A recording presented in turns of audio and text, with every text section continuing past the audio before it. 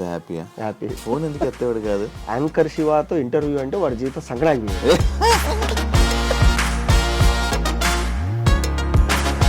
First fun bucket offer అది ఏంటి, మీరే క్రియేట్ చేసుకుందా? ఫస్ట్ ఏంటంటే మమ్మల్ని పెట్టి మీరే యాక్ట్ చేయండి, డబ్బులు లేవు మనకు, యాక్టర్లు పిలవలేమని. భార్గవ్ ఎలా వచ్చాడు మీ దాంట్లోకి?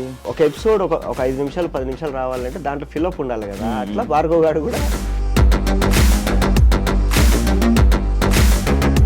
అప్పుడు ఏదైతే జరిగిందో దాని తర్వాత fun bucket full bad name అయిందండి మొత్తం, మీరు అందరూ మాట్లాడుకున్నారంటే. ఎక్కడ చూసినా న్యూస్ ఛానల్ చూస్తే fun bucket Bhargav, fun bucket boy. కానీ సడన్ గా విట్ట ఎందుకు డౌన్ అవ్వడానికి రీజన్ ఏంటి? ఇప్పుడు కొందరు ఏమంటారంటే ఇది ఎక్కువ డిమాండ్ చేస్తారు అంటారు. అవును, మార్కెట్కి వెళ్ళి ఒక వస్తువు కాదు, ఎవరైనా ఆపుతున్నారు అలాంటివి ఏమైనా ఉంటాయి ఏంటి? రాజకీయాలు ఎట్లుంటాయంటే నీకు ఇక్కడ అవతలోడు తెలివి. ఇప్పుడు ఒక క్యారెక్టర్కి జబర్దస్త్ కానీ, యూట్యూబ్ కానీ, ఇన్స్టా కానీ ఏదో ఒక ప్లాట్ఫామ్లో బాగా సంపాదించేసుకున్నారు. వీళ్ళు ఏం చేస్తారంటే ఇప్పుడు సినిమాల్లోకి వచ్చి పుష్ప కేసు ఎలా పోయింది మరి? వాళ్ళకి కావాల్సింది ఏంటంటే ఎప్పుడు పిలిచినా రావాలి. నాకు ఫస్ట్ అని చెప్పింది 3 సంవత్సరాలు ఏం చేయకూడదు అన్నది.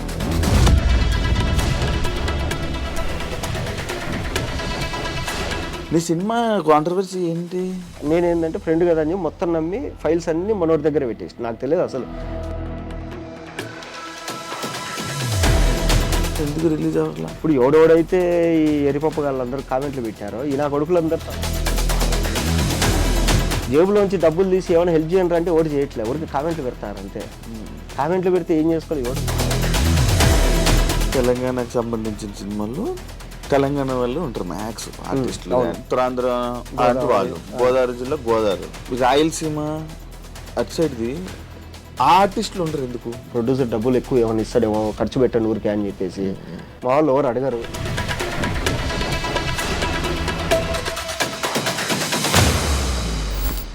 హాయ్ హలో నమస్తే, నేను మీ anchor Shiva. Welcome to iDream media. ఈరోజు మన ముందున్న గెస్ట్ మహేష్ విట్ట. నాతో పాటు బిగ్ బాస్ సీజన్ నాన్ స్టాప్లో స్క్రీన్ షేర్ చేసుకున్నాం, మంచి ఫ్రెండ్స్ అయ్యాం. తన జర్నీ ఫన్ బకెట్ నుంచి పటాస్ మూవీస్ అలా బిగ్ బాస్ జర్నీ వరకు చాలా ఉన్నాయి. స్టెప్స్ అప్ అండ్ డౌన్స్ ఉన్నాయి. ఇలా అంటే ఒక్కసారి ఇంత హైప్లోకి వెళ్ళడం, మళ్ళీ ఒక్కసారి డౌన్ అవ్వడం, మళ్ళీ రావడం, ఇలా చాలా ఉన్నాయి మధ్యలో. ఆ జర్నీ అంతా ఒకసారి నేను ఎప్పుడు మహేష్ విట్ట నేను ఇంటర్వ్యూ చేయలేదన్న. అంటే నా సీజన్ అయిపోయి 3 సంవత్సరాలు అయ్యింది, ఈ రోజుకి నేను మహేష్ విట్ట ఇంటర్వ్యూ జరగకపోవడం ఏంటి అది చాలా ఎందుకు అవ్వలేదు నాకు కూడా తెలీదు. అప్పట్లో నేను ఫోన్ చేసేవాడిని ఇంటర్వ్యూ ఇవ్వనంటే ఫోన్ కూడా ఎత్తేవాడు కాదు, మరి ఎందుకు ఎత్తేవాడు కూడా నాకు తెలియదు. ఇవన్నీ మంచిగా ఒకసారి మాట్లాడదాం. ఎంత టైం అవుతుంది ఏమవుతుందో తెలీదు. తప్పకుండా అందరూ మొత్తం ఫుల్ ఇంటర్వ్యూ చూసి మహేష్ విట్ట గురించి తెలుసుకొని ఆయన జర్నీ గురించి తెలుసుకుంటారని కోరుకుంటున్నాను. Yeah bro, hi. గాలి పిలుచుకోకుండా అంటే ఇంట్రడక్షన్ అంటే అలాగే నేను బాగున్నాను. కానీ నువ్వు ఇన్ని రోజుల నుంచి యాంకరింగ్ చేస్తావు, నీకెందుకు టీవీలో ఒక ఇది యాంకర్ రవి లాగా, యాంకర్ ప్రదీప్ లాగా ట్రై చేయాలని నీకు ఎందుకు అనిపిలా?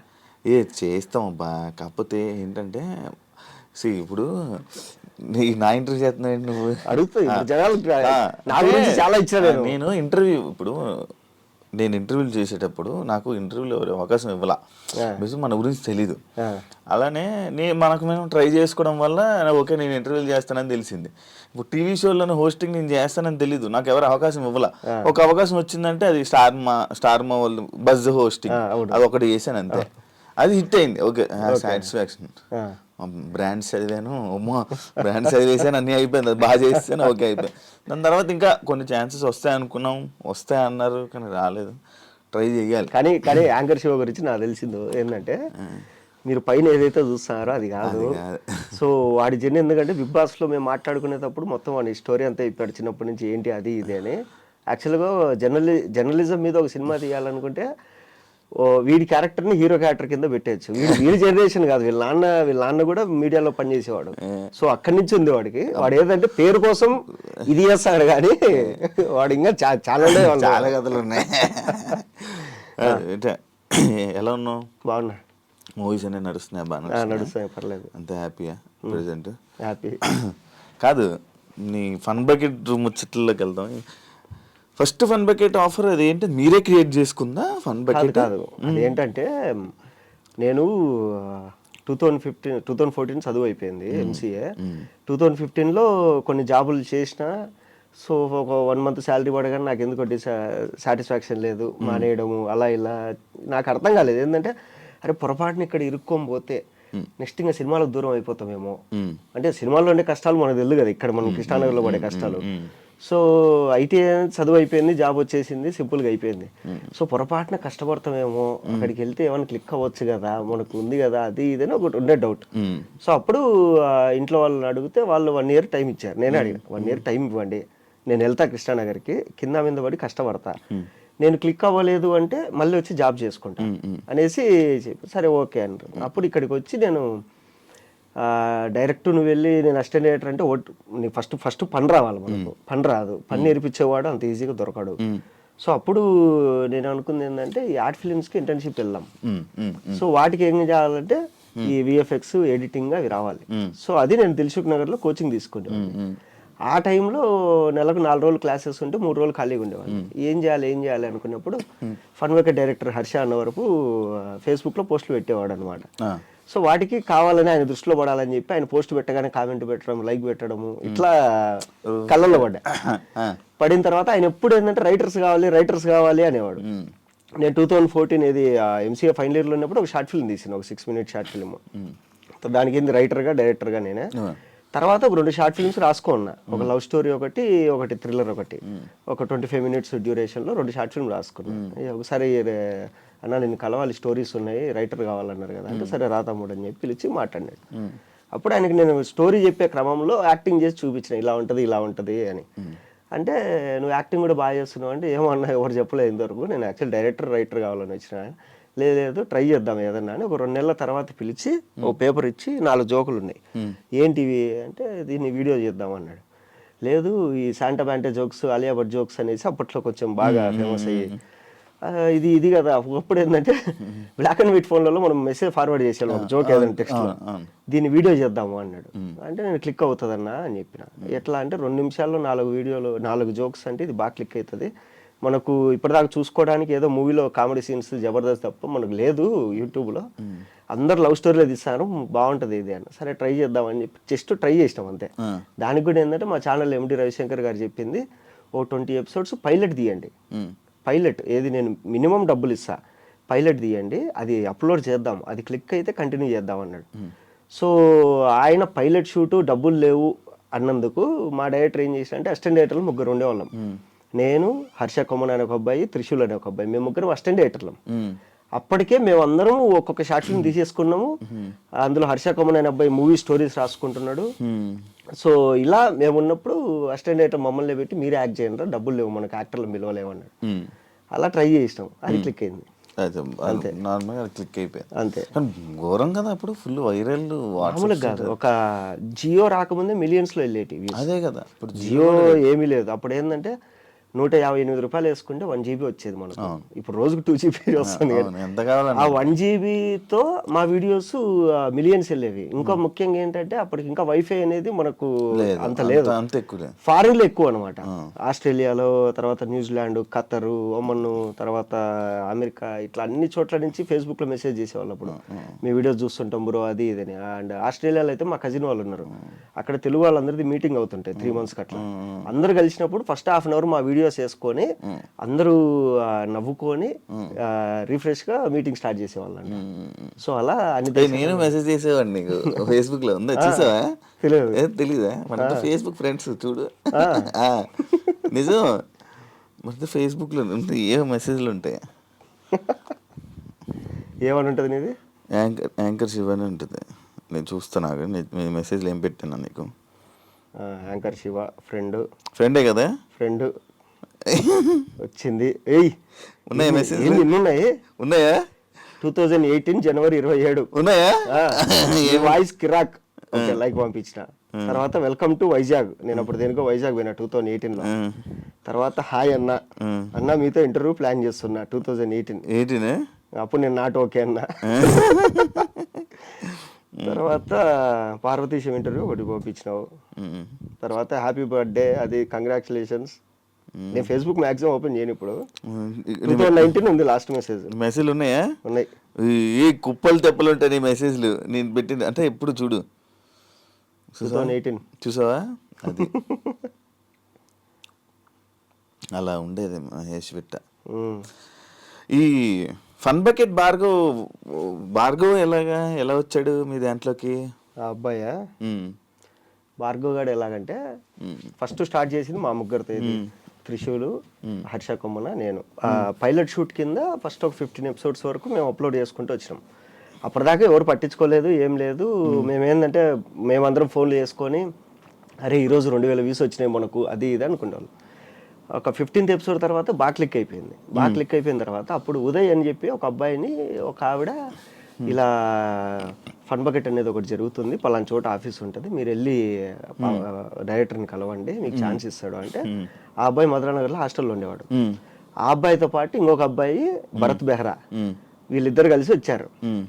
మా డైరెక్టర్ వీళ్ళిద్దరిని చూడగానే ఇద్దరు మంచి సాలిడ్ పర్సనాలిటీ, స్టైలిష్గా ఉన్నారు ఇద్దరు.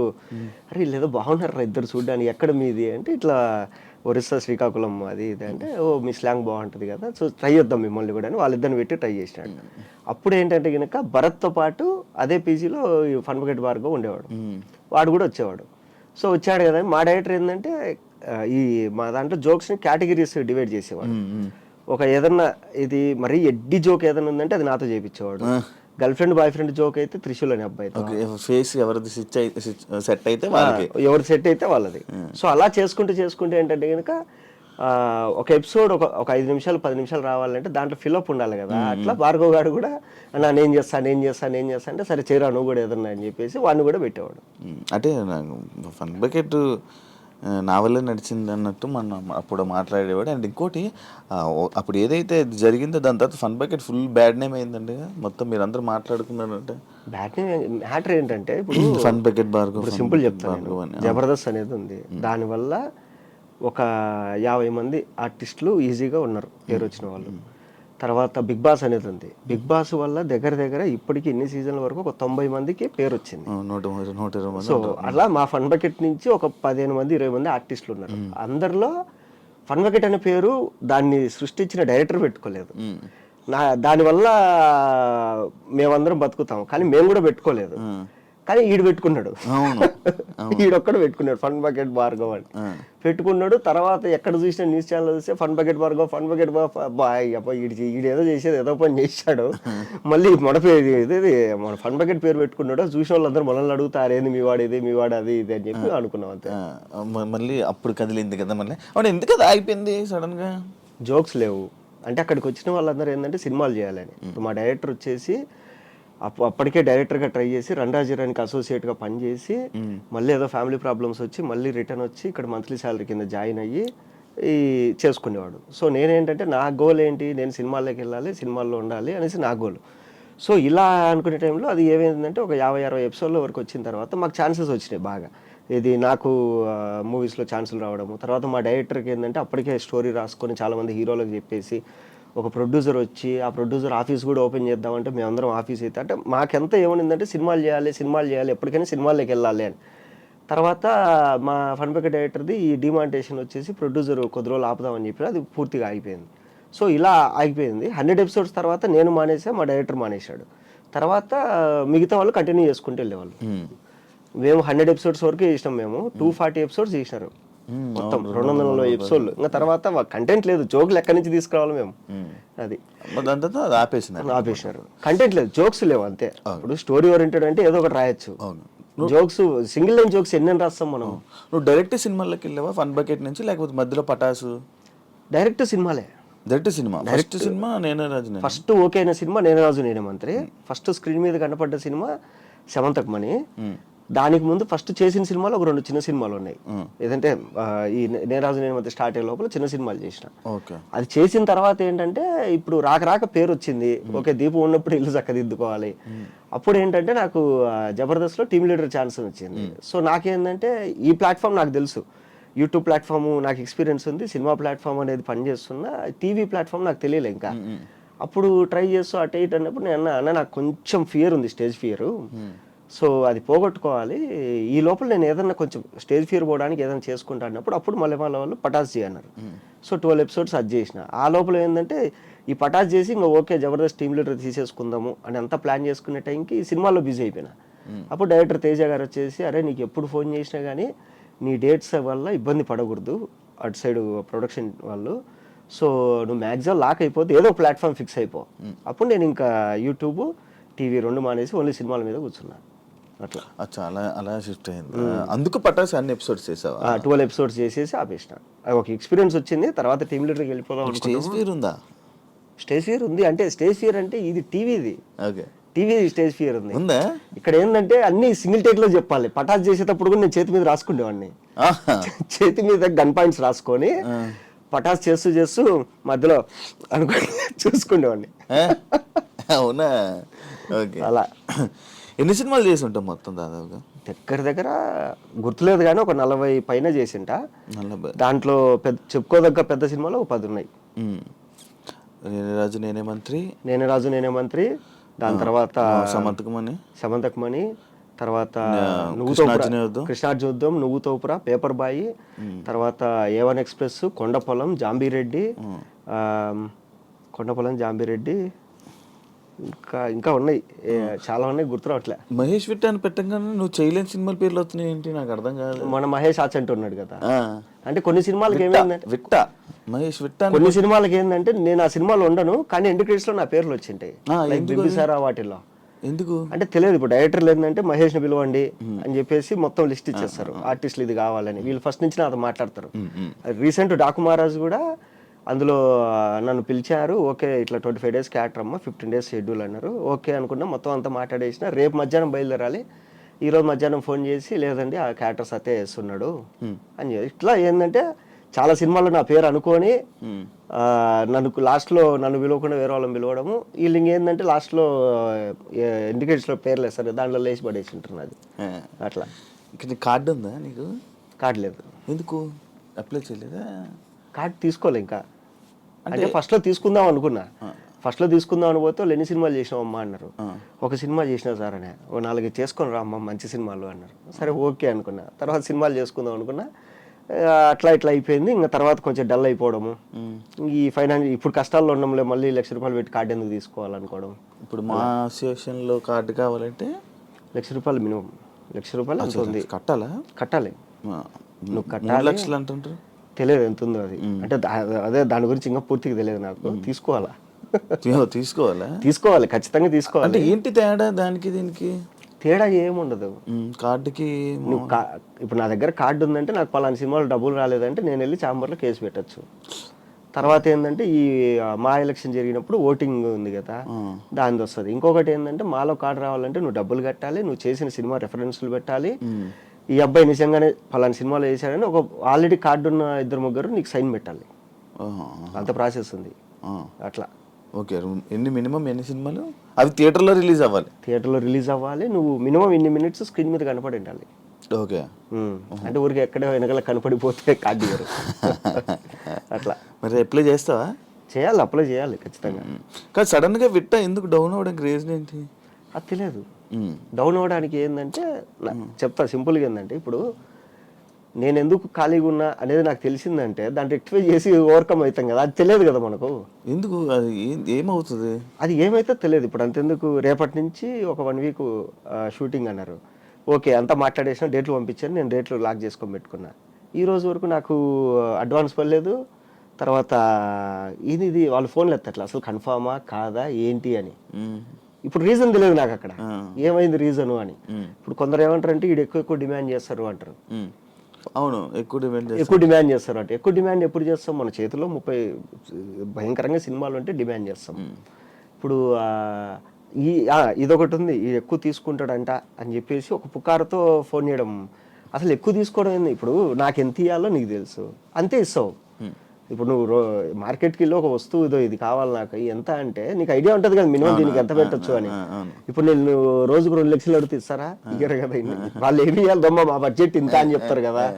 సో వాళ్ళు ఎంత ఇవ్వాలో అంతే ఇస్తారు, కానీ అది ఎందుకో తెలియదు. ఇంకోటి నేను అబ్జర్వ్ చేసింది ఏంటంటే మనము ఎప్పుడైతే మనకు ఏది యూట్యూబ్ కానీ ఇన్స్టా కానీ ఏదో ఒక రకంగా మనం పేరు తెచ్చుకుంటామో, పేరు తెచ్చుకున్న కొత్తలో మనం ఏమనుకుంటాం, అరే డిమాండ్ చేయొద్దు, రాక అవకాశం వచ్చింది ఎంతో కొంత చేసేద్దాం. సరే ఎంతో కొంత నువ్వు చేసుకుంటూ వెళ్ళిపోతావు. ఒక 2-3 ఏళ్ళు నువ్వు ఫుల్ నాన్ స్టాప్ సినిమాలు చేసేస్తావు, అయిపోయింది. తర్వాత ఏంటంటే సినిమా వల్లే నీకు అమౌంట్ పెంచుకుంటూ పోతారు. ఇప్పుడు నాకు హైయెస్ట్ రెమ్యునరేషన్ అంటే 50,000 ఇప్పుడు దాకా ఇచ్చింది. అది నేను అడగలేదు, వాళ్ళే ఏమా ఎంత తీసుకుంటామంటే ఆ సినిమాకి ఇంత తీసుకున్నా సార్, కనుక్కోండి ఒకసారి, మీరు కొంచెం పెంచి ఇవ్వండి. సరే ఓకే, దానికి ఇంత తీసుకున్నాం అంటే కదా, సరే మనం 50,000 ఇస్తాం, ఓకే సార్ అని చెప్పేసి మనమే చెప్తాం. రేపు మనకు డిమాండ్ తగ్గినప్పుడు ఇదే సినిమా వాళ్ళు తగ్గిస్తారు. 50,000 అంటే లేదమ్మా అంత లేదు బడ్జెట్, నువ్వు ఓకే అంటే చెయ్యి. సరే ఓకే సార్, మీ బడ్జెట్ ఎంత ఉంది? ఒక 20,000 ఉంది సార్. ఓకే పర్లేదు చేసేస్తాను సార్. ఓకే నీకు ఓకే అయితే వచ్చేసేయి. అట్లుంటది. సో అట్లా ఏంటంటే నువ్వు బాగా అబ్జర్వ్ చేయి, ఎవరికైనా కానీ వచ్చిన స్టార్టింగ్ లో బాగా సినిమాలు ఉంటాయి, అవును, తర్వాత కొంచెం డౌన్ అవుతారు, మళ్ళీ కొద్ది రోజుల తర్వాత మళ్ళీ స్టార్ట్ అవుతాయి. ఇప్పుడు సత్య గాని, అవును, సుదర్శన్ అన్న గాని, తర్వాత బ్రహ్మానందం గారు కానీ, బ్రహ్మానందం గారు ఒకప్పుడు ఇరగదీసేవాళ్ళు, తర్వాత మధ్యలో కొంచెం కనుకోలేదు, తర్వాత డి రెడీ, అవును, అవన్నీ మళ్ళీ ఎప్పుడైతే వచ్చినాయో దాని తర్వాత మళ్ళీ వెళ్ళుకున్నాడు. మళ్ళీ ఇప్పుడు చూస్తే మళ్ళీ తక్కువ కనపడతారు. అది అది మనకు తెలియదు.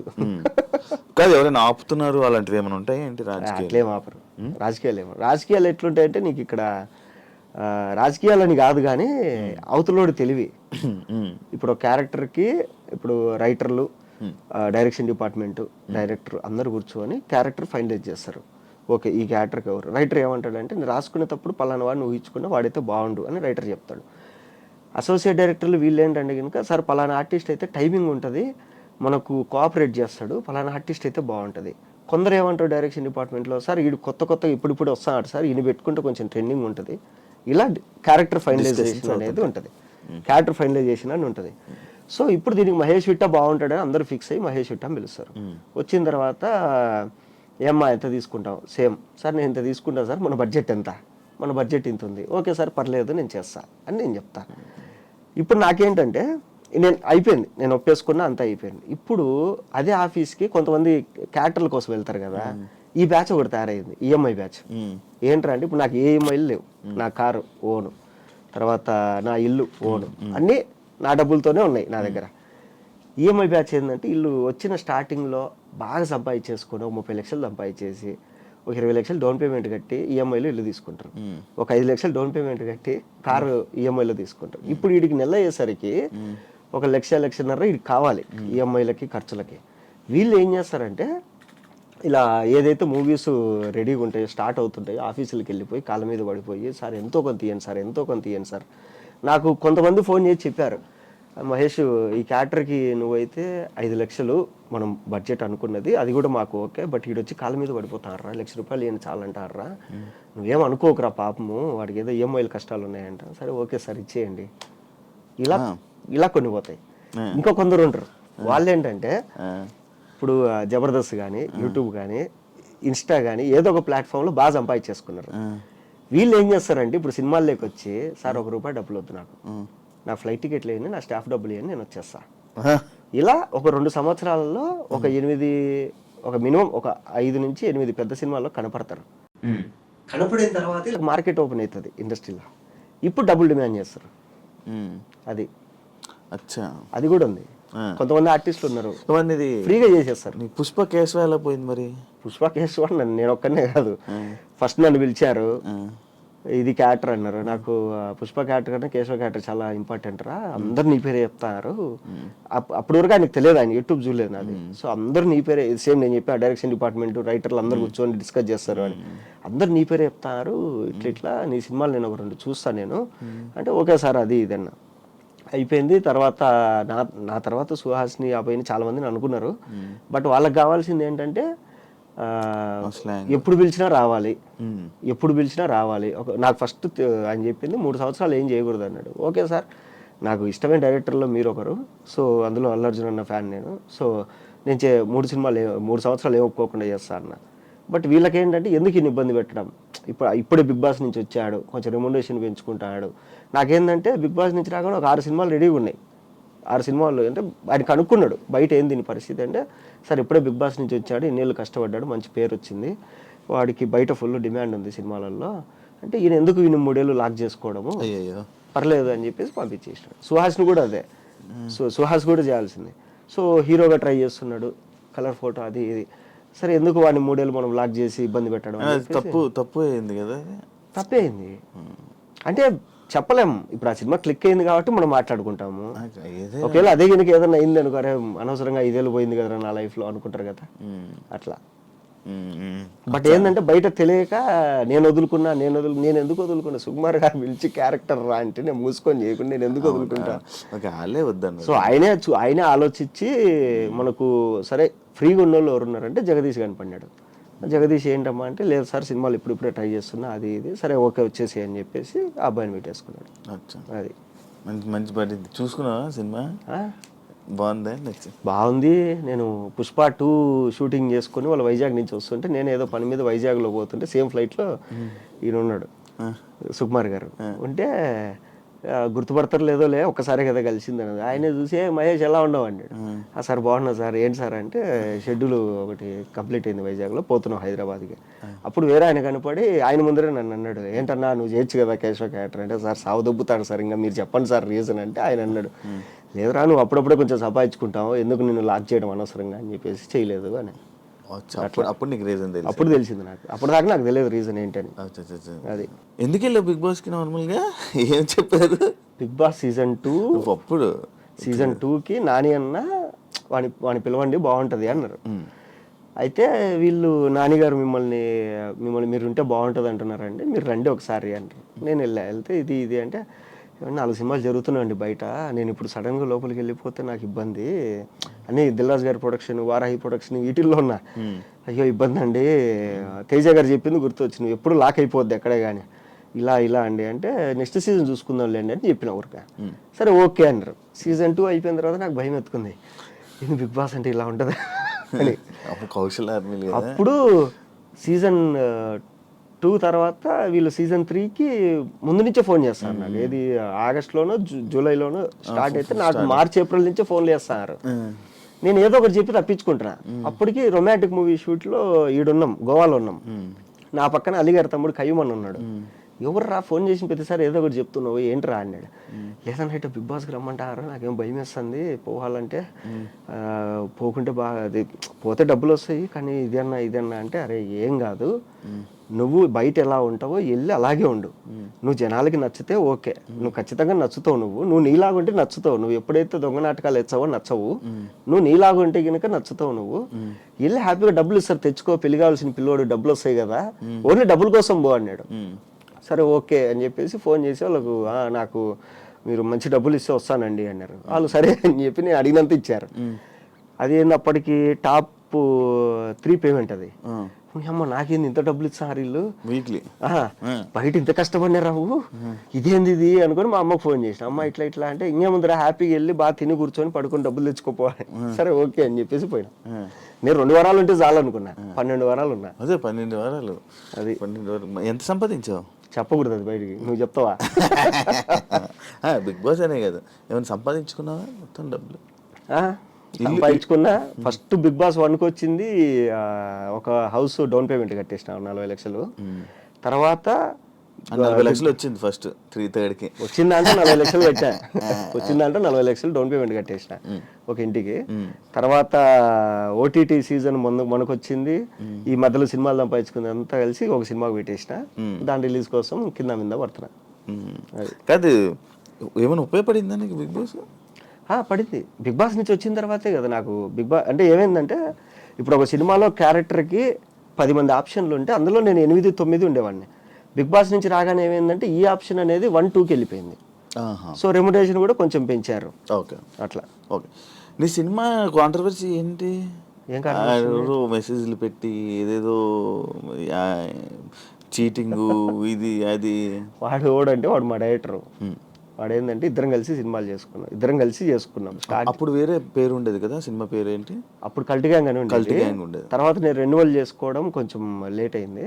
ఆ కల్ట్ అనేది విశ్వక్సేన్ తీసుకున్నాడు, నేను మళ్ళీ ఉత్తుత్త హీరోలని మార్చుకున్నా. సో గొడవ ఏంటంటే డైరెక్టర్ కమ్ కెమెరామెన్ మా ఫ్రెండ్. సో పిలిచి రారా సినిమా చేసుకుందాం ఇద్దరము అనుకున్నాను. షూటింగ్ వరకు నేను పెట్టాలి, పోస్ట్ ప్రొడక్షన్ వాడు పెట్టాలి. షూటింగ్ అయిపోయింది. తర్వాత పోస్ట్ ప్రొడక్షన్ నాకు డబ్బులు లేవన్నాడు. డబ్బులు లేవన్నప్పుడు ఎట్లా సరే ఇది కూడా నేనే పెట్టేస్తాలే అని చెప్పేసి మొత్తం అంతా కంప్లీట్ చేసుకున్నాం. మొత్తం అంతా అయిపోయిన తర్వాత ఇప్పుడు నాకు తెలిసిన పరిచయాలతో మైత్రి డిస్ట్రిబ్యూటర్స్ ఇలా అందరినీ కలుస్తున్నాం వాడిని నేను వెళ్ళి కలుస్తున్నాడికి మనోడు ఏంటంటే కొంచెం ఊహల్లో ఉండిపోయాడు. ఏది సినిమా అయిపోగానే ఇంత డబ్బులు వచ్చేస్తాయి, నేను ల్యాండ్ తీసుకోవాలి, కార్ తీసుకోవాలి, ఇది ఇది అని మొత్తం ప్లాన్ చేసి నేనేది ఫస్ట్ సినిమా బయటకు వచ్చేదాలని చెప్పి నేనున్నా. తర్వాత ఏమైపోయిందంటే ఇంక నేను ఇట్లా కాదు, ఇది ఒక 2-3 ప్రీమియర్ చేసేద్దాం రామానాయుడులో, ప్రీమియర్లు వేసేస్తే మనకు కనీసం ఏదైనా కొంచెం బస్ ద్వారానే వస్తుంది ఇండస్ట్రీలో అనుకొని నువ్వు మొత్తం ఫైల్ అవుట్పుట్ రెడీ చేసేసి మనం ప్రీమియర్ వేసేసుకుందాం అంటే అప్పుడు వాడి మైండ్లో ఏం పడిందో కానీ నాకు ఇంత డబ్బులు ఇస్తే కానీ నేను రెడీ చేయను అన్నాడు. నేనేంటంటే ఫ్రెండ్ కదా అని చెప్పి మొత్తం నమ్మి ఫైల్స్ అన్నీ మనోడి దగ్గర పెట్టేసి, నాకు తెలియదు అసలు ఎన్ని హార్డ్ డిస్కులు కొనుక్కున్నాం ఏంటి అంటే ఎంత ఖర్చు అయింది అనేది అకౌంట్స్ రాసుకుంటున్నా.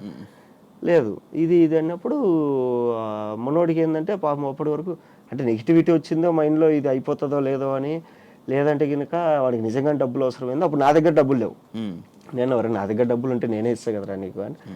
సరే ఇట్లా కాదు అగ్రిమెంట్ చేసుకుందాం మనము వచ్చిన తర్వాత ఇంత అని అంటే సరే ఓకే అగ్రిమెంట్ చేసుకుందాం అని చెప్పిన. తర్వాత వాడు అగ్రిమెంట్ రాలేదు, నేను చేసుకోలేదు. నేనేమన్నా అంటే సరే అయితే నువ్వు సైలెంట్గా ఉంటే నేను సినిమా మొత్తం రిలీజ్ చేసేసి వచ్చిన డబ్బులు వచ్చిన తర్వాత నేను పిలిచి నీకు ఇవ్వాల్సింది నీకు ఇచ్చేస్తాను అంటే అప్పటికే ఇచ్చేసిన కొంచెం డబ్బులు, ఇవ్వాల్సింది ఇస్తా అన్న.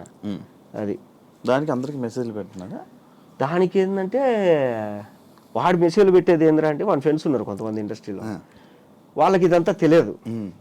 ఇప్పుడు నాకు ఇంకొకటి గొడవ అయింది, నేను వచ్చి నా వర్షన్ నీకు చెప్పిన, అవతల ఇంకో 3వ పర్సన్ నీకు తెలియదు, నువ్వేం చేస్తావు నేను చెప్పి నమ్ముతావు కదా. సో అట్లా ఏంటంటే మనోడు చెప్పిందంతా వాళ్ళు నమ్మారు, నమ్మేసి వాళ్ళు ఏదేదో సరే ఓకే పోనీలే మనం ఏమైంది, అది ఎందుకు రిలీజ్ అవ్వట్లా? ఉన్న డబ్బులంతా దానికే పెట్టేసిన. ఇప్పుడు ఎవడెవడైతే ఈ ఎరిపప్పు వాళ్ళందరూ కామెంట్లు పెట్టారో ఈ నా కొడుకులందరూ తలా ఇంత వేసుకునే కానీ సినిమా అయిపోతుంది. జేబులోంచి డబ్బులు తీసి ఏమైనా హెల్ప్ చేయండి అంటే ఓడి చేయట్లేదు, ఊరికి కామెంట్లు పెడతారు అంతే. కామెంట్లు పెడితే ఏం చేసుకోవాలి, ఏడు ముడ్లు పెట్టుకోవాలి ఎన్ని కామెంట్లు.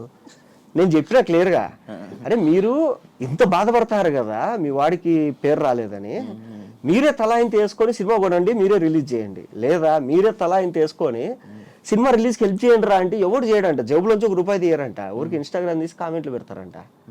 అది ఇప్పుడు రిలీజ్ అవుతుందా? రిలీజ్కి ఒక 30 లక్షలు కావాలి. సో ఆ డబ్బుల కోసం నేను అంటే ఇప్పుడు పెళ్ళి అయిపోయిన తర్వాత ఏంటంటే ఎంత లేదన్నా నెల అయ్యేసరికి ఒక 70,000 ఖర్చులు వస్తున్నాయి. ఏది హైదరాబాద్లో రెంటు, ఊర్లో రెంటు, ఇక్కడ ఖర్చులు అక్కడ ఖర్చులు అవి. ఓన్ హౌస్ అన్నా? ఓన్ హౌస్ అంటే అదే 40 లక్షలు కట్టాం కదా, వాడు కడతాడు ఇంకా అండర్ కన్స్ట్రక్షన్ లో ఉంది అది. సో ఇది ఓకే. పెళ్ళి లవ్ మ్యారేజా? లవ్ మ్యారేజే. ఎన్ని ఇయర్స్ లవ్? 8 years. ఎలా పరిచయం? బెంగళూరులో మా చెల్లి వాళ్ళ ఫ్రెండ్ ద్వారా. సో పరిచయం అయిన తర్వాత ఓకే అనుకున్నా. బిగ్ బాస్ నుంచి రాగానే ఇంట్లో వాళ్ళు పెళ్లి సంబంధాలు వస్తున్నాయి, పెళ్లి చేసేసుకున్నారు. సరే మీరేం చూడొద్దు నేనే చూసుకున్నా ఒక అమ్మాయిని అని చెప్పి చూపించిన. సరే ఓకే వాళ్ళు తెలుసా అంటే లేదు అని చెప్పేసి వాళ్ళ ఇంట్లో చెప్పినాం. సరే వాళ్ళు ఓకే అన్నారు, మా వాళ్ళు ఓకే అన్నారు. ఓకే అయిన తర్వాత ఇద్దరు మాట్లాడుకొని పెళ్లి చేసేసినారు అంతే. అంతే, పెద్ద రచ్చలు గిచ్చలు ఏం లేవు. కాదు లవ్ స్టోరీ ఇప్పుడు ఫన్ బకెట్ టైంలోనా? ఫన్ బకెట్ కాదు, 2017లో ఫస్ట్ అమ్మాయిని చూసాను నేను. అక్కడ బెంగళూరు ఎందుకు వెళ్ళావు అసలు? మా చెల్లెలు అక్కడ జాబ్ చేసేది. నువ్వెందుకు వెళ్ళు? మా ఫ్రెండ్స్ అంతా అక్కడే కదా ఉండేది. బెంగళూరు నాతో పాటు చదువుకున్న వాళ్ళందరూ బెంగళూరులోనే సెటిల్ అయింది. సెటిల్ అయింది అక్కడ. పార్టీల కోసం వెళ్ళేవాడివి అంతే, ఇక్కడ తిరిగేవాడిని కాదు. బెంగళూరులోని బ్రివరీలు పబ్బులు అని తిరిగేవాడిని బాగా.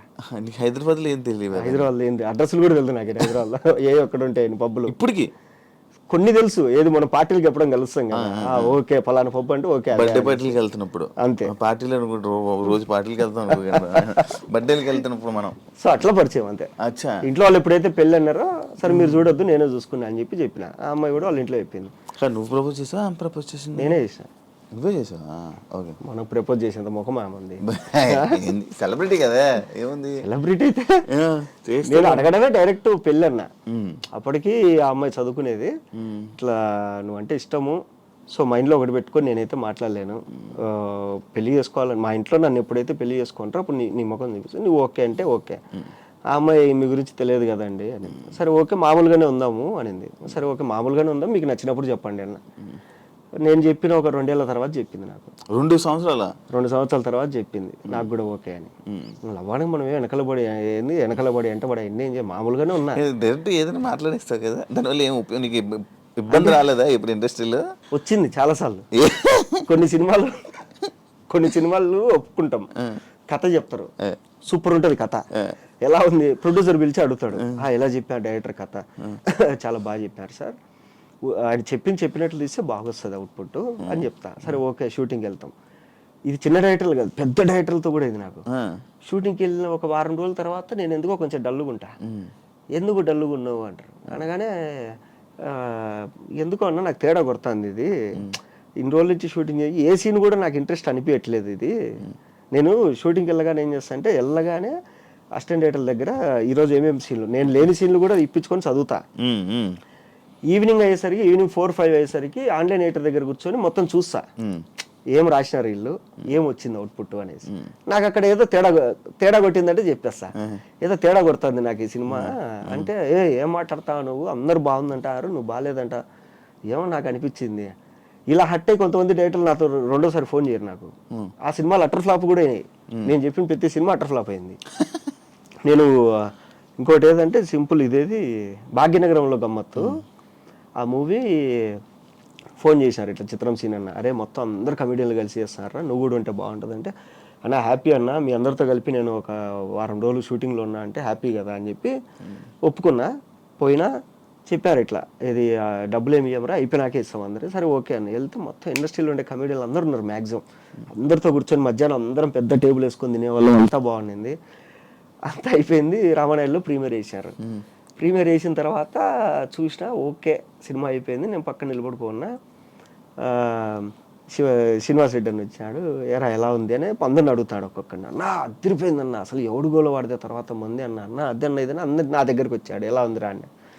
ఏమన్నా కమెడీలు అందరూ ఉన్నారు, కామెడీ సీన్లు ఉన్నాయి కానీ నాకు నవ్వు రాలేదు ఆడే కానీ, ఒక 2 సీన్లు తప్ప. ఏమో నా సెన్స్ ఆఫ్ హ్యూమర్ దొబ్బిందేమో తెలియదు నాకు కూడా. మేబీ అంటే నాకు నచ్చని సినిమాలు కూడా జనాలకు చాలా మంది హిట్ అయినాయి. ఇప్పుడు గీతా గోవిందంలో థియేటర్లో కూర్చుంటే అందరు నవ్వుతాను, నాకు నవ్వు రాలే. తర్వాత ఇదేది జాతిరత్నాలు కూడా థియేటర్ అంతా ఎగిరెగిరి నవ్వుతుంది, నాకు నేను ఏంది అందరు నవ్వుతాను, నాకు నవ్వు రావట్లే, నాకు సెన్స్ ఆఫ్ హ్యూమర్ దొబ్బింది, చిప్పు దొబ్బింది అలా అనేసి 2 సార్లు నవ్వు వచ్చింది సినిమా మొత్తంలో అని చెప్పి. ఇట్లన్నా ఏమో నా జడ్జిమెంట్ తప్పైండొచ్చు, నా ఒపీనియన్ ఇది అన్న. సరే ఓకే. ఆయన వెళ్ళగానే వీళ్ళందరూ బుద్ధి ఉందిలా నీకు, ఆయన అంత కష్టపడి సినిమా తీసి నువ్వు అట్లా అంటావా అన్న. నా ఒపీనియన్ అడిగాడు, ఒపీనియన్ చెప్పిన, తప్పేముంది. కొద్ది రోజుల తర్వాత వేరే షూట్లో ఆయన కలిసి, నువ్వు చెప్పింది జరిగిందిరా, ఏదో మిస్ అయింది సినిమాలో, సరే ఈసారి ఏదైనా స్క్రిప్ట్ అనుకున్నప్పుడు నేను పిలుస్తాలే అంటే. నేను చెప్పింది పాజిటివ్గా తీసుకునే వాళ్ళు ఉన్నారు, నెగిటివ్గా తీసుకునే వాళ్ళు ఉన్నారు. ఇప్పుడు కొన్ని చిన్న సినిమాలు జరుగుతాయి, జరిగిన తర్వాత ఇప్పుడు నాలో ఇన్బిల్ట్గా డైరెక్టర్ రైటర్ ఉన్నాడు కాబట్టి ప్రొడ్యూసర్లు ఏం చేస్తారంటే, ఒక వారం రోజుల తర్వాత షెడ్యూల్ అయిపోగానే నన్ను పిలిచి, ఏం మహేష్ ఏంది చెప్పు ఏంటి అంటే, నేను లేదండి సెట్లో కొన్ని మార్పులు చేయాలి, ఈ డిపార్ట్మెంట్ బాగాలేదు, ఇది బాగాలేదు, ఇది కొంచెం ఇలా చేయాలని చెప్తా. ఇది డైరెక్టర్లు హట్ అయిపోయి వాడికి ఏం పని ఇవన్నీ చెప్పడానికి, అది ఇది అని చెప్పేసి పిలవడం మానేస్తారు. అవి కూడా జరిగినాయి కొన్ని. అట్లా నాకేంటంటే నా కళ్ళ ముందర ఒకటి ఉన్న సంక్రాంతి పోతా అంటే, అరే ఇప్పుడు అయిపోయిన తర్వాత మనం మాట్లాడే బదులు ఏదో జరిగేటప్పుడే చెప్తే కరెక్షన్ చేసుకుంటారు కదా అని మనం అనుకుంటాం. అట్లా ఇప్పుడు అంతేందుకు బిగ్ బాస్ ఓటీటీ కూడా మనం మాట్లాడుకున్నాం లోపల కూర్చొని, ఏంది ఇది ఏదో ఒక్క స్పాన్సర్ కూడా రాలేదు, మాట్లాడేది మనిద్దరమే, స్పాన్సర్ రాలేదు, ఒక ప్రమోషన్ రాలేదు, ఏంటిది మనం అనుకున్నాం. మినిమం అనిపిస్తుంది కదా, అరే మనం ఇంత కష్టపడి చేస్తున్నాం కానీ ఏదో తేడా కొడుతుంది లోపల మాట్లాడుకుంటాను. అందుకు నేర్చుకోవాలి, ఏది ఏ చెత్త ప్రోడక్ట్ అయినా కానీ సూపర్ అని చెప్పేది నేర్చుకోవాలి కొంచెం. కొన్నిసార్లు అబద్ధం చెప్పడం వల్ల మనం ఎదుగుతాం అంటే నేర్చుకోవాలి మెల్లమెల్లగా. కాదు, ఇండస్ట్రీలో మనకు మనం చూపించుకోవాలి, అవును, అదొకటి ఇంపార్టెంట్ అంటారు. అవును, నువ్వు చాలా ఫ్రీగా మామూలుగా ఎలా ఉంటావు, దానివల్ల ఏమైనా ఇబ్బంది ఉందా? ఏం లేదు దానివల్ల ఏం లేదు. నీకు ఎందుకు చూపించుకోవాలనుకుంటారు? మామూలుగా మర్యాద కోసం అంతే. ఇప్పుడు ఏంటంటే ఇప్పుడు సింపుల్గా చెప్పాలంటే, నీకు ఒక మూవీ సెట్కి నేను చెప్తా సింపుల్, నేను కారు కొనలేదు అప్పుడు, ఎందుకంటే నాకు ఏమో కారు అవసరం ఏముందిలే, దగ్గర అయితే బైక్లో పోదాము, కొంచెం దూరం అయితే కనుక కంపెనీ కార్ వస్తుంది కదా అనుకునేవాడిని. ఒక సినిమా ఒప్పుకున్నాం, ఆయన ఏంటంటే ఎన్ఆర్ఐ, అమెరికాలో బాగా మంచి గవర్నమెంట్ పోస్ట్ అమెరికాలో. తర్వాత ఆయన కొడుకుని హీరోగా లాంచ్ చేస్తాడు. సరే ఓకే అంతా మాట్లాడుకుని, దాంట్లో ఫ్రెండ్గా యాక్టర్ నన్ను ధనరాజ్ అని అనుకున్నారు. ఫస్ట్ రోజు కృష్ణానగర్కి ఒక కార్ వచ్చింది నా రూమ్ దగ్గరికి, కొత్త ఇన్నోవా, డోర్ దిగానే హీరో వాళ్ళ నాన్న ప్రొడ్యూసరు, డైరెక్టరు, రైటరు, కో డైరెక్టరు, ఓ వావ్ అనుకొని నేను కూడా ఎక్కిన. రెండో రోజు ఒక కారు వచ్చింది, వేరే కారు. తీగానే కొందరు సీనియర్ ఆర్టిస్టులు. సరే ఓకే కూర్చున్నా, హాయ్ అండి. మూడో రోజు ఇంకొక కారు వచ్చింది, ఏసీ పని చేయట్లే, కిటికీలు లేవు. అది నాది కాదు, ఇంకా కొనలేదు, అదే నేను ఎక్కడానికి ఓకే వచ్చింది. అంటే ఫస్ట్ రోజు ఇన్నోవా పంపించారు, రెండో రోజు ఒక మీడియం కార్ పంపించారు కాలేజ్. మూడో రోజు పంపించిన కారులో ఏమీ లేదు. ఎక్కితే ఫోకస్ పుల్లర్లు, ఈ కెమెరా అసిస్టెంట్లు, లైట్ మెన్లు, ఇది నాకు అర్థం కాదు అని చెప్పి వెళ్ళి కొడేటర్ని అడిగిన, అన్న ఏందన్నా ఫస్ట్ రోజు ఆ కార్ వచ్చింది, రెండో రోజు ఇది, మూడో రోజు ఇది అంటే, అరే ఫస్ట్ రోజు ప్రొడ్యూసర్ని హీరోని ఆ కృష్ణానగర్ తుప్పల్లో తిప్పితే ఏం బాగుంటుందిరా, నువ్వు అక్కడ ఉన్నావు అని తెలియదు, ఏదో లొకేషన్ పంపించినావు వచ్చేసినాం ఇంకా మేము.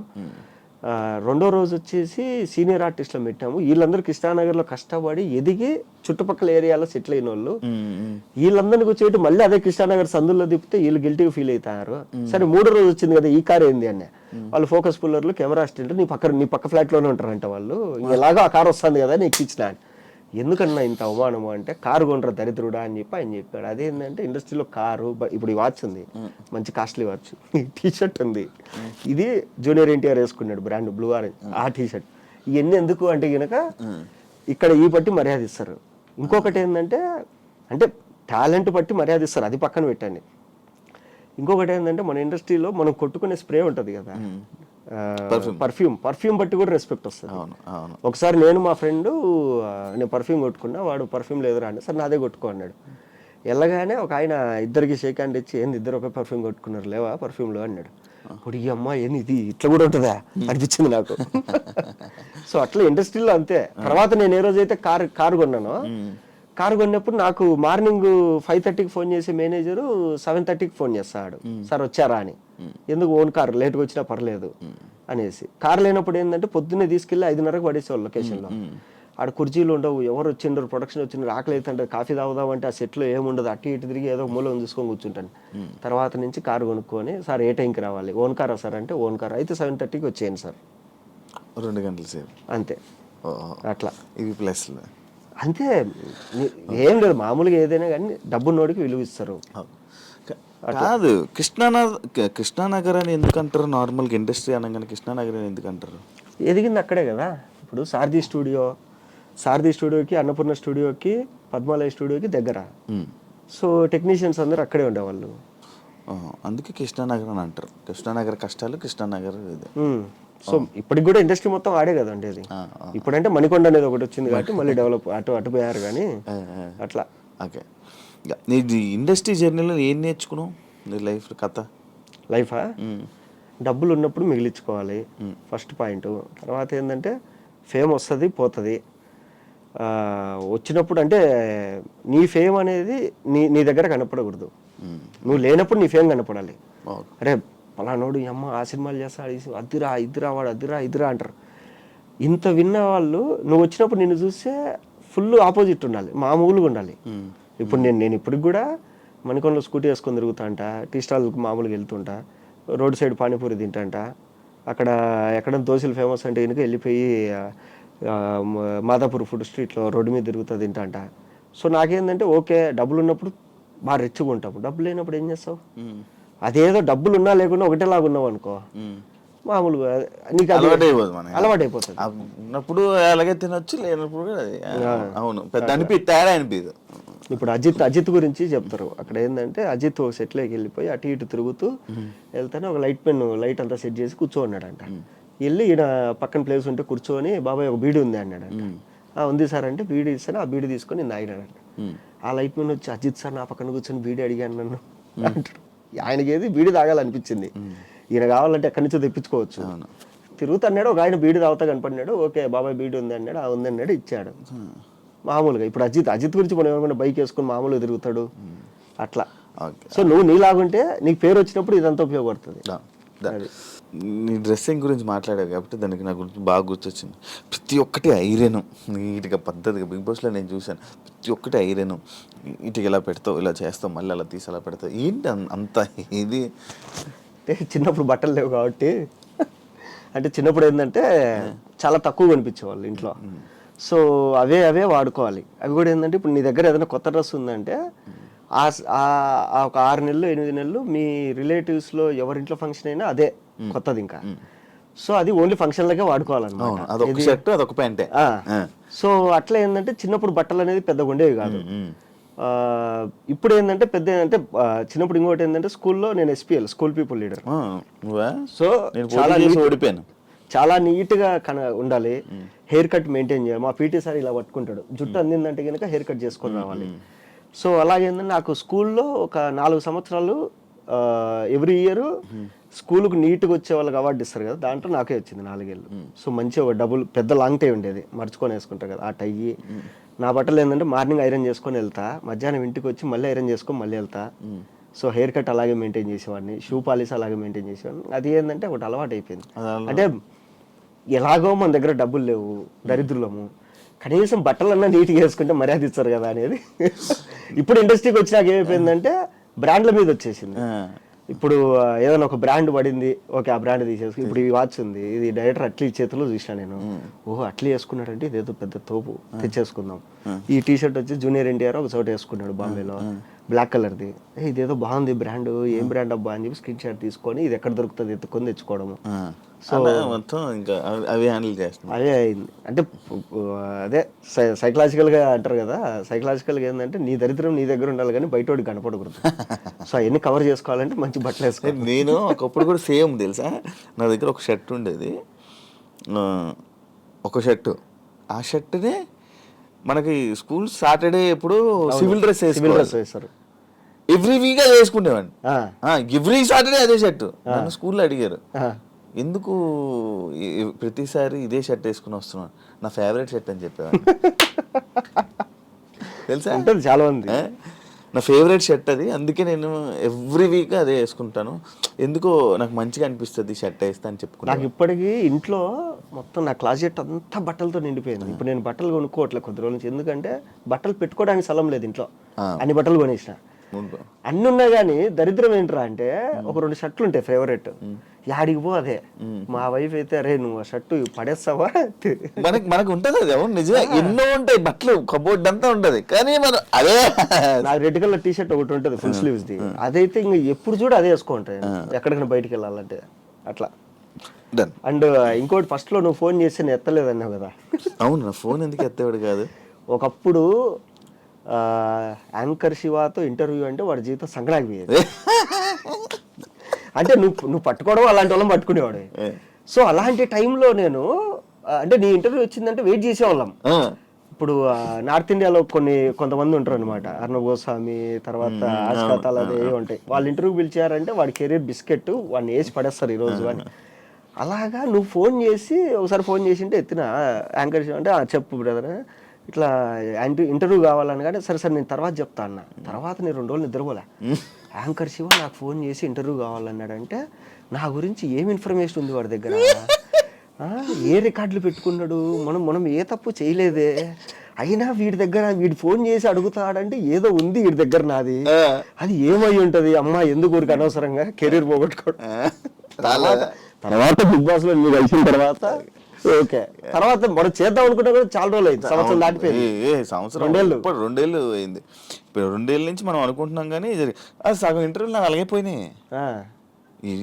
పిలిచడంటే ఏదో ఉంది ఎందుకు లేదు అని చెప్పి రారు, అది కాదురా బాబు. ఇప్పుడు కూడా నేను వస్తా అంటే మా వైఫ్ శివ ఏమైనా కాంట్రవర్సీ అడుగుతాడేమో జాగ్రత్తగా ఆన్సర్ చెప్పండి. ఏముంది కాంట్రవర్సీ అడగడానికి, ఏమీ లేదు, వాడు నేను అన్ని మాట్లాడేసుకున్నాము, ఏమీ లేదు మా ఇద్దరికి. అది 3 నెలలు ఊళ్ళు మాట్లాడాం. అయితే నాకు ఇంకొక డౌట్ ఉంది, తెలంగాణ స్లాంగ్, తెలంగాణకు సంబంధించిన సినిమాల్లో తెలంగాణ వాళ్ళు ఉంటారు మ్యాక్స్ ఆర్టిస్టులు కానీ మొత్తం టీం. ఇక్కడ జరిగే లోకల్ లోకల్ ఆంధ్రలో ఉత్తరాంధ్ర వాళ్ళు, గోదావరి జిల్లా గోదావరి, కానీ రాయలసీమ అటు సైడ్ది ఆ ఆర్టిస్టులు ఉంటారు ఎందుకు తెలియదు నాకు ఇప్పటికీ. అదేంటంటే నాకు ఇప్పుడు తమిళ్లో కొన్ని రీజనల్ సినిమాలు జరుగుతాయి, ఓకే. ఇప్పుడు తెలుగులో మనకు రీజనల్ సినిమాలు అంటే ఓన్లీ తెలంగాణ బ్యాక్గ్రాఫ్లో వచ్చిన చిన్న సినిమాలనే బాగా ఎంకరేజ్ చేస్తారు, కానీ మిగతా వాటి చేయట్లా. ఇప్పుడు రాయలసీమలో కూడా సినిమాలు జరుగుతాయి, ఇండిపెండెంట్ సినిమాలు చాలా జరుగుతాయి రాయలసీమ. ఇప్పుడు నాది కూడా ఒక రాయలసీమ ఇండిపెండెంట్ సినిమానే, ఎవరు దేకట్లేదు దాన్ని. ఇప్పుడు పుష్ప ఉంది రాయలసీమ, రాయలసీమ ఆర్టిస్ట్ కనపడరు నీకు. తర్వాత దేవరా ఉంది, దేవరాలో నీకు కొంతమంది రాయలసీమ మాట్లాడతారు, కొంతమంది వేరేది మాట్లాడతారు, అందులో కూడా ఎక్కువ కనపడరు. తర్వాత అరవింద సమేత రాయలసీమ సినిమా, కానీ రాయలసీమ ఆర్టిస్ట్ కనపడరు. తర్వాత నీకు యాత్ర కూడా అంతే. ఇలా చాలా ఉన్నాయి. ఇప్పుడు అంతెందుకు ఇప్పుడు జరుగుతాయి, ఇప్పుడు జరిగేది ఏది సంబరాలు ఏటికట్టు రాయలసీమ బ్యాక్గ్రాఫ్, కానీ రాయలసీమ ఆర్టిస్టులు నేను పోయి నోరు తెరిచి అడిగినా సరే ఏమైనా క్యారెక్టర్ అంటే ఇవ్వండి అంటే లేవు. తర్వాత రాహుల్ సంకీర్తన్ అన్న, విజయ్ దేవరకొండ గారు మళ్ళీ రాయలసీమ సినిమా, అందుకు కూడా ఫోన్ చేసి అడిగిన అన్న ఏమన్నా అన్న మన బ్యాక్గ్రాఫర్ అంటే మన బ్యాక్గ్రాఫర్ అన్న ఏదైనా క్యారెక్టర్ ఉంటే చెప్పండి అన్న. సరే చెప్తా అన్నారు, కానీ తర్వాత పిలవలే. అది ఎందుకో తెలియదు. అంటే అది ఇంతవరకు ఎవడు క్వశ్చన్ చేయలేదా? ఇప్పుడు ఇప్పుడు ఏమైపోయిందంటే ఇండస్ట్రీలో ఒక ముద్ర పడిపోయింది, ఇక్కడ రాయలసీమ బాగా మాట్లాడతాడు, ఓకే. మిగతా సినిమాలు అన్నప్పుడు మీకు దగ్గర క్యారెక్టర్ లేవండి, ఓకే. లేదా ఫోన్ చేసినప్పుడు ఇది తెలంగాణ బ్యాక్గ్రాఫ్లో జరుగుతుందండి, నేను తెలంగాణ మాట్లాడుతున్నా, చదువుకుంది ఇక్కడే అన్నా, మేదిపట్నంలో నేను 3 ఏళ్ళు ఉన్నా, నాకు తెలంగాణ వచ్చు అన్నీ వచ్చు అన్నా కానీ లేదండి మీరు రాయలసీమ అయితే బాగుండేది వద్దు. సరే ఓకే. అదే డైరెక్టర్ తర్వాత రాయలసీమ తీసేటప్పుడు నేను వెళ్ళి సార్ మీరు రాయలసీమ సినిమా తీసారు లాస్ట్ టైం ఇలా అన్నారు కదా అంటే, అది క్యారెక్టర్లు చూసి చెప్తామండి. అరే నీ అమ్మ నువ్వు రాయలసీమ సినిమా తీస్తావు, రాయలసీమ పేరుతో ఆర్టిస్టులు ఉన్నారు కొంతమంది, అంటే వచ్చిన వాళ్ళు బాగా చేసేవాళ్ళు. ఇప్పుడు ఎవరో బయట ఆర్టిస్ట్ని తెచ్చి వాడికి నువ్వు ఒక డైలాగులు నేర్పించేవాడిని ఒకరిని పెట్టి నువ్వు నేర్పించి ఇంత కష్టపడుతున్నావు, అదేదో వీళ్ళకిస్తే ఏమైంది? పోనీ రాయలసీమ పేరు పెట్టుకొని సినిమాలు ఎన్నో వచ్చినాయి, సినిమాలు వస్తున్నాయి కూడా. ఇప్పుడు నెక్స్ట్ కూడా 4-5 సినిమాలు ఉన్నాయి రాయలసీమ బ్యాక్గ్రాఫ్లో వచ్చే సినిమాలు, కానీ దీనిలో రాయలసీమ ఆర్టిస్టులను పెట్టుకోరు. ఇదేమి అంటే ఎవరు అడగరు, మా వాళ్ళు ఎవరు అడగరు ఎందుకు ఇలా జరుగుతుంది అనేది, ఎవరు అడగరు, ఏం చేద్దాం అంతే. అది ఇంకా అది ఎందుకో తెలియదు. అందుకే నువ్వు ఫస్ట్ వెళ్ళి కార్డు తీసుకో. ఏది సినిమా కార్డు తీసుకుంటే ఏమొస్తుంది? కార్డు తీసుకుంటే వస్తాయా? ఆర్టిస్ట్లా వస్తాయి అంట. రావు. అది ఎవరు చెప్పాను నీకు? అంటుంటారు మరి. సరే నువ్వు ఎంతో మందిని ఇంటర్వ్యూలు చేసినావు, వాళ్ళందరికీ కార్డులు ఉన్నాయి, మరి వాళ్ళు ఎందుకు కొంతమంది ఫేడ్ అవుట్లు అయి ఉన్నారు? చెప్పు. టైం అయిపోయాయి. చిన్న రోజు జూనియర్ ఆర్టిస్ట్ నీకు వచ్చిన ఇన్ఫర్మేషన్ ఏంటంటే జూనియర్ ఆర్టిస్ట్ కార్డు ఉంటే నీ దగ్గర నిన్ను జూనియర్ ఆర్టిస్టులకి కార్డు ఉన్న వాళ్ళని తీసుకోవాలా. మాలాంటి ఆర్టిస్టులకి క్యారెక్టర్ ఆర్టిస్టులకి ఇలా కార్డు ఉండాల్సిన పని లేదు. కార్డు ఉంటే ఖచ్చితంగా ఛాన్సులు వస్తాయనేది కూడా లేదాడా.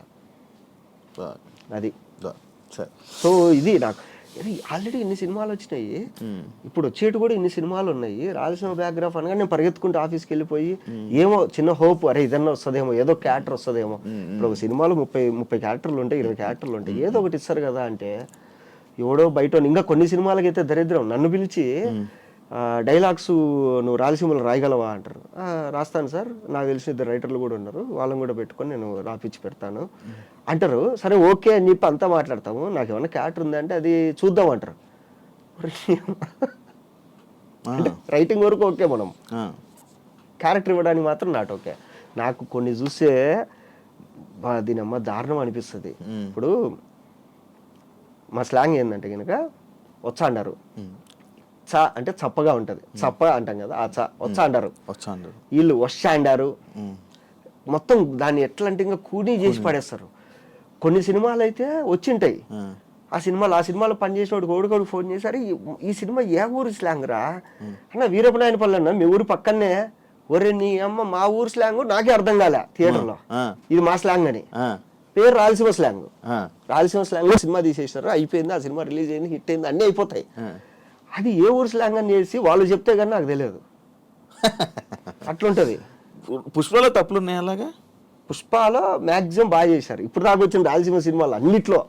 పుష్పలోనే చాలా బాగుంది, అంతో ఎంతో చాలా బాగుంది. పర్టికులర్ ప్రతి ఒక్కటి బాగా చూశారు.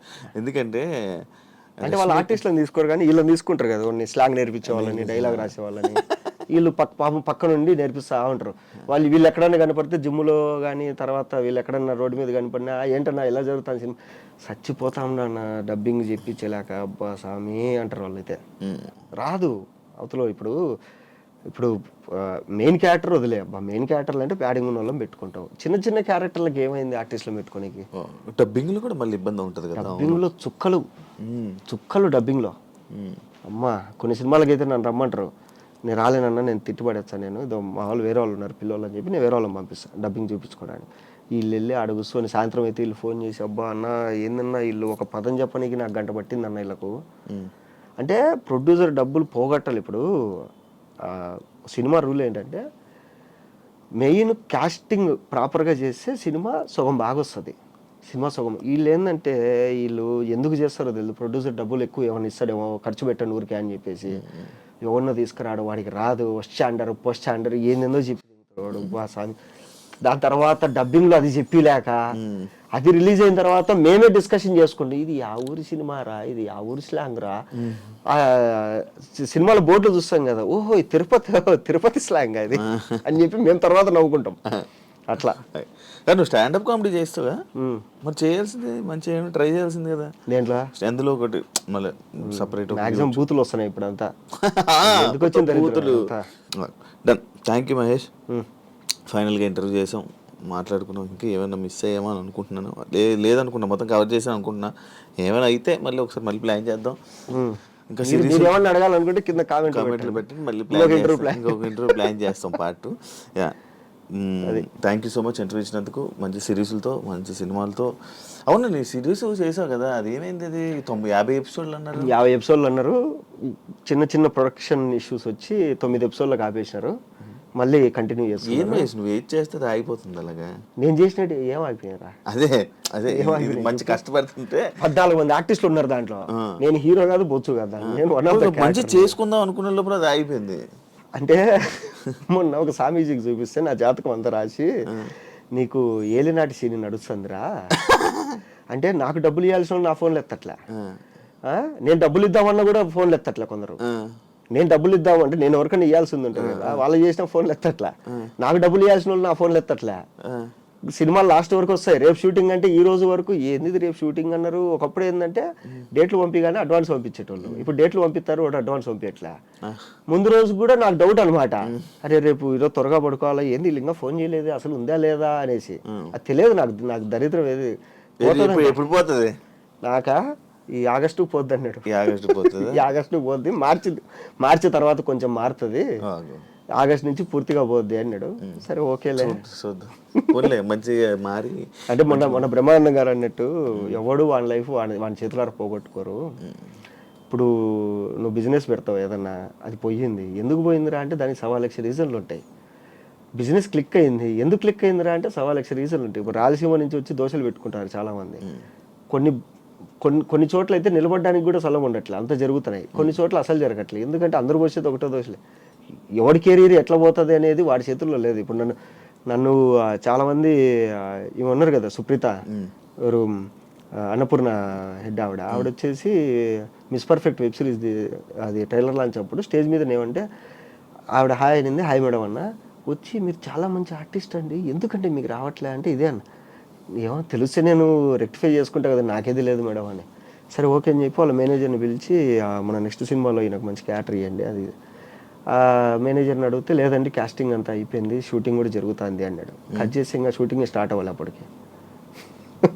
అంటే ఓన్లీ పైన మాటలా లేకపోతే మధ్యలో ఈవిడ ఇద్దామని ఉంది, ఆవిడ కింద వాళ్ళు. ఇప్పుడు మనం పోయి ఆవిడకి ఏం కంప్లైంట్ ఇవ్వాలి? మేడం మీరు చెప్పారు కానీ ఆయన పిలవట్లేదు, అట్లా చెప్పలేము అంతే. అది కొన్నిసార్లు జరుగుతుంది. ఇప్పుడు నీకెందుకు ఇంత ఫేమ్ వచ్చిందంటే నాకు తెలియదు వచ్చింది, నువ్వు ఎందుకు ఖాళీగా ఉన్నావు అంటే నాకు తెలియదు, మళ్ళీ ఎప్పుడు బిజీ అవుతావు అంటే నాకు తెలియదు. ఆయన చెప్పినట్టు ఆగస్ట్ నుంచి ఏమైనా బిజీ అయితే అయిపోవచ్చు. అవే ఉన్నాయి కదా ఈ మధ్య వస్తున్నాయి. చెప్తారు, ఒకరేమో గురుబలం రాయేసుకున్నట్టు, కొందరేమో అదేది ఆస్ట్రేలియన్ మాల వస్తుంది కదా ఏదో కరింగలి మాల ఏదో, దానివల్లే జరిగితే అందరూ కొనిపెట్టారు. ప్రతి ఐటీ కంపెనీలో కూడా అందరూ పెట్టారు. ఇంకా అదే కనుక జరుగుతా అంటే ఇప్పుడు మన తెలుగు సినిమా ఇండస్ట్రీలో డైరెక్టర్లు సెట్లో పనిచేసే ప్రతి ఒక్కడికి మాలేసేస్తారు, ఈ సినిమా హిట్ అయిపోవాలి అందరూ వేసేసుకుంటారా అని. అవన్నీ కావు. థ్యాంక్ యూ మహేష్, ఇంటర్వ్యూ ఇచ్చినందుకు. సిరీస్లతో, సినిమాలతో వాళ్ళ కెరీర్లో మంచి ఇంకా సక్సెస్ అవ్వాలని, మంచి ఆఫర్తో బిజీ అయిపోవాలని మంచి. ఈ ప్యాంట్ నాదే కదా? ఇది కాదు నీ ప్యాంట్, నీ ప్యాంట్ ఉంది ఇంకోటి, అది కూడా ఇట్లా మంచి ఇలాగే ఉంటుంది నీ ప్యాంట్. బిగ్ బాస్ లో నేనే గుర్తు చేశాను నీకు, అంతవరకు నీకే తెలీదు. నాకు గుర్తుంది. గుర్తుందా? నేనే గుర్తు అని చెప్పి నేను అలా దాచాను అది హౌస్ లో. మంచి సక్సెస్ బిజీ అవ్వాలని కోరుకుంటున్నాను. Thank you so much Mahesh interview ఇచ్చినందుకు.